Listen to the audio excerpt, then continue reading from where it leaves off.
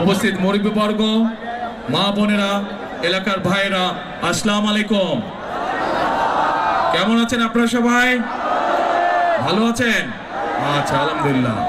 এখন যারা কথা বলছেন একটু চুপ করে বসতে হবে, তাহলে 10 মিনিট আমি একটু কথা বলবো, কিন্তু তাহলে চুপ করতে হবে, তাহলে শান্ত হয়ে বসতে হবে, তাহলে আমি কথা বলতে পারি।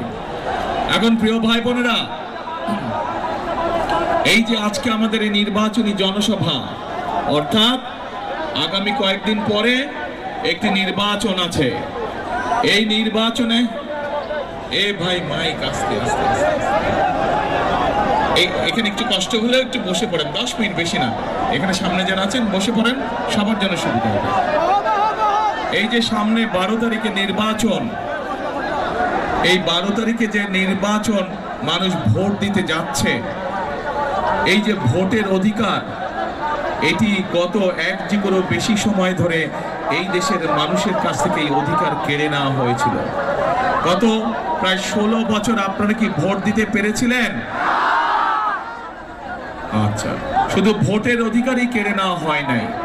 এই যে এখন বিভিন্ন জন স্বাধীনভাবে যে তাদের মতামত উপস্থাপন করছে, অর্থাৎ মানুষের বাক স্বাধীনতাও কেড়ে নেওয়া হয়েছিল, শুধু ভোটের অধিকার না।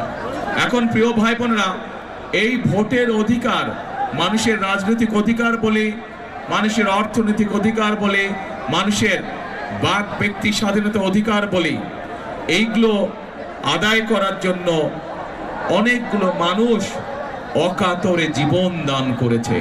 গত 16 বছরে বহু মানুষ গুম খুনের শিকার হয়েছে, বহু মানুষ অত্যাচার নির্যাতনের শিকার হয়েছে বিভিন্নভাবে, বহু মানুষ পঙ্গুত্ব বরণ করেছে।